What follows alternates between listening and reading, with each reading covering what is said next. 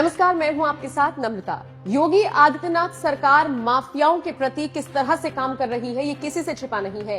हर किसी ने देखा कि अपराधी, कुख्यात, बदमाश कैसे खुद गले में तख्ती डालकर थाने में पहुंच रही हैं, सरेंडर कर रही हैं, पुलिसकर्मियों के सामने हाथ जोड़ रही हैं, कह रही हैं माफ कर दो, गलती हो गई, आगे से ऐसा नहीं करेंगे। और सिर्फ छोटे मोटे कुख्यात ही नहीं बल्कि बड़े बड़े बाहुबलियों की कमर तोड़ने का काम अगर किसी की सरकार ने किया है तो वो है योगी सरकार। तभी तो डंके की चोट पर योगी आदित्यनाथ सदन में सबके सामने कहते हैं कि हमने माफियाओं की कमर तोड़ने का काम किया है और अगर कोई गलतफहमी में है तो वो गलतफहमी में ना रहे, क्योंकि इन सभी माफियाओं को मिट्टी में मिला दिया जाएगा। योगी आदित्यनाथ का पहले आप ये बयान सुनिए।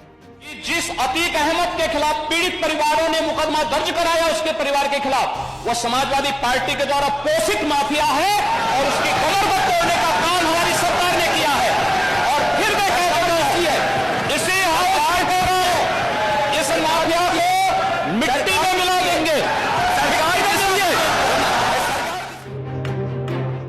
तो सुना आपने किस तरह से योगी माफियाओं को सीधे तौर पर चुनौती देते हुए नजर आए थे। अब इसी कड़ी में बदन सिंह बद्दो का नाम भी जुड़ता हुआ नजर आ रहा है। कहा तो ये तक जाने लगा है कि योगी की अगली रडार पर कोई और नहीं बल्कि बदन सिंह बद्दो ही है। एक जाना माना अपराधी है, कुख्यात है, कई मुकदमे उसके खिलाफ दर्ज है और फिलहाल वो फरार चल रहा है। खबर ये मिल रही है कि 2.5 लाख का इनामी बदमाश बदन सिंह बद्दो अब 5 लाख का इनामी बदमाश होने जा रहा है। जी हाँ, दरअसल पूर्व डीजीपी ने सिफारिश भेजी है कि बदन सिंह बद्दो पर जो 2.5 लाख का इनाम घोषित है उसको बढ़ाकर 5 लाख कर देना चाहिए। और सोचिए, अगर इस सिफारिश को पास कर दिया जाता है तो निश्चित तौर पर बदन सिंह बद्दो की मुश्किलें बढ़नी तय है। हालांकि अभी प्रस्ताव भेजा गया है, ये पारित होगा या नहीं ये देखना दिलचस्प होगा।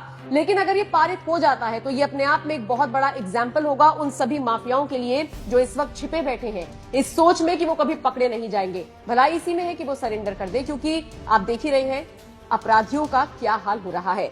बदन सिंह बद्दो के बारे में आपको बताते चलते हैं। 2.5 लाख का इनामी बदमाश है, 5 लाख रुपए हो सकता है आने वाले 1-2 दिन में ऐलान कर दिया जाए कि उस पर 5 लाख का इनाम घोषित कर दिया गया है। और आपको बताते चले 28 मार्च 2019 को वो गाजियाबाद कोर्ट में पेशी पर आया था। बताया जा रहा है पुलिसकर्मियों से उसने साठगांठ की। उसके बाद वो मेरठ में दिल्ली रोड स्थित होटल में शराब पार्टी करता हुआ नजर आया और उसके बाद कैसे फरार हो गया किसी को नहीं पता। लेकिन अब योगी की रडार पर बदन सिंह बद्दो भी है। 63 माफियाओं की एक लिस्ट तैयार की गई है जिसमें मुख्तार अंसारी से लेकर बदन सिंह बद्दो तक का नाम शामिल है और इसीलिए कहा जा रहा है कि अगला नंबर किसी और का नहीं बल्कि बदन सिंह बद्दो का ही होगा।